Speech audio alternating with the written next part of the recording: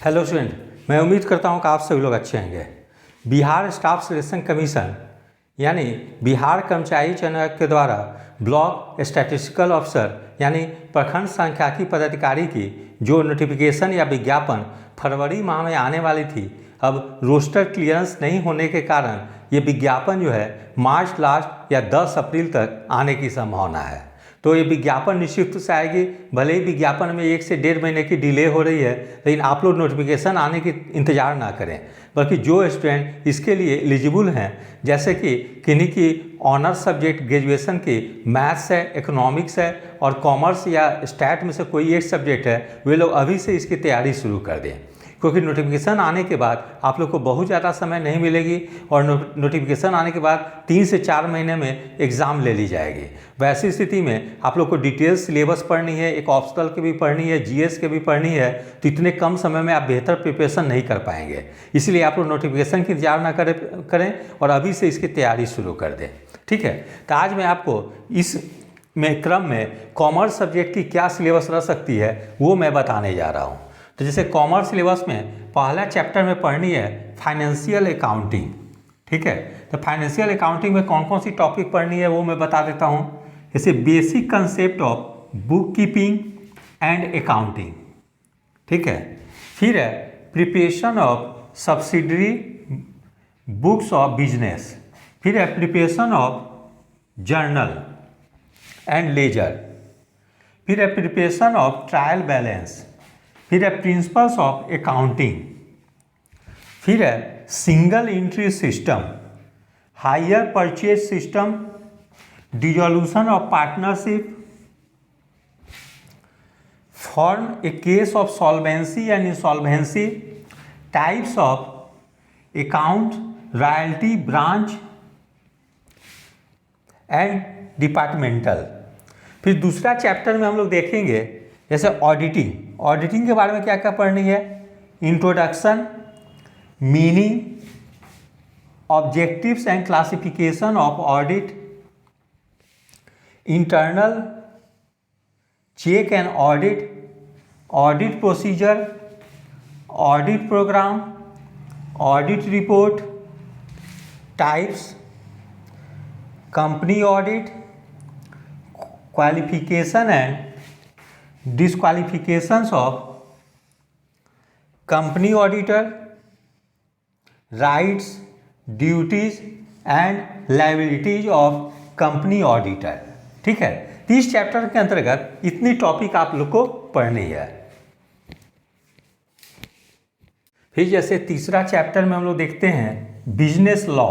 इसके अंतर्गत कौन कौन सी टॉपिक पढ़नी है, द इंडियन कॉन्ट्रैक्ट एट 1872, फिर है सेल ऑफ गुड्स एट 1930, फिर है इंडियन निगोशिएबल इंस्ट्रूमेंट एक्ट 1881, फिर द पार्टनरशिप एक्ट 1932, फिर है कंज्यूमर्स प्रोटेक्शन एक्ट 1986।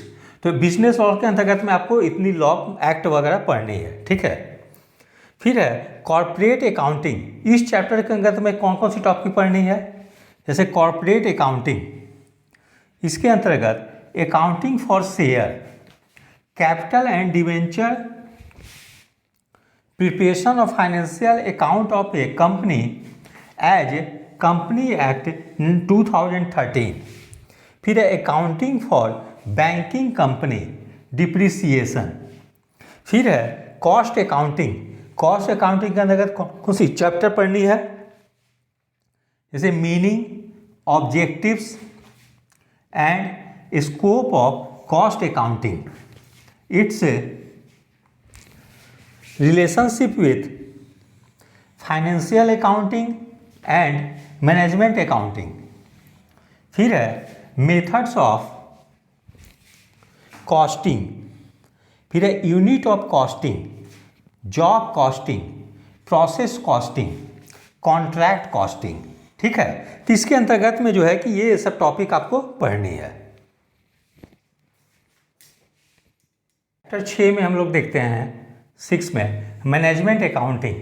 तो इस मैनेजमेंट अकाउंटिंग में कौन कौन सी टॉपिक पढ़नी है, meaning, nature, techniques and scope of management accounting, ठीक है, scope and significance of financial accounting, financial analysis, फिर ratio analysis, comparative analysis, fund flow analysis, cash flow analysis, distinction between cash flow statement and fund flow statement. फिर है next chapter में income tax. Income tax के अंतर्गत पढ़नी है concept, objectives and types of taxes. फिर है direct and indirect taxes. फिर है exemptions of income under section 10। फिर है डिडक्शंस अंडर सेक्शन 80। फिर है computation of income under various heads, जैसे टॉपिक पढ़नी है salary, house, property, E filing, goods and service tax में पढ़नी है जैसे बेसिक कंसेप्ट, ठीक है, जीएसटी के बारे में बेसिक कंसेप्ट पढ़नी है, स्ट्रक्चर, एग्जेम्पशन फ्रॉम जीएसटी। तो इस चैप्टर के अंतर्गत, इनकम टैक्स चैप्टर के अंतर्गत ये सब टॉपिक पढ़नी है आपको। देखते हैं टॉपिक 8, चैप्टर 8 में बिजनेस मैथमेटिक्स एंड स्टैटिस्टिक्स, ठीक है। इसके अंतर्गत कौन कौन सी टॉपिक पढ़नी है? Mathematics for finance, simple and compound interest, basic calculus, matrix theory, statistics में definition, scope and limitations, sources and collection of data, measures of central tendency. इसके अंतर्गत मीन, मीडियन, मोड, ठीक है। तो इस चैप्टर के अंतर्गत में ये सब टॉपिक पढ़नी है। फिर आगे हम लोग देखते हैं मेजर्स ऑफ डिस्पर्सन, जैसे range, mean deviation, standard deviation, ठीक है, ये पढ़नी है। डिस्पर्सन के अंतर्गत ये सब टॉपिक पढ़नी है। फिर कोरिलेशन में Karl Pearson correlation and rank correlation, time series के अंतर्गत कंपोनेंट्स ऑफ टाइम सीरीज, ठीक है। तो ये सब टॉपिक जो है कि आपको पढ़नी है। अब इसके लिए बुक कौन सी फॉलो करनी चाहिए आप लोग को, तो जैसे मैं आपको बता देता हूँ कि बुक में देखें, जैसे एक खान और जैन की बुक आती है, खान और जैन की बुक आती है, इसको देख लेंगे। एक आती है बिजनेस स्टैट में, बिजनेस स्टैट में एसपी गुप्ता की बुक आती है,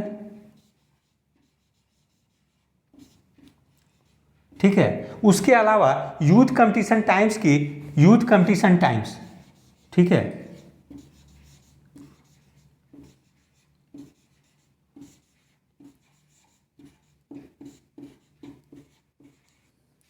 यूथ कंपटीशन टाइम्स के TGT PGT previous year solve,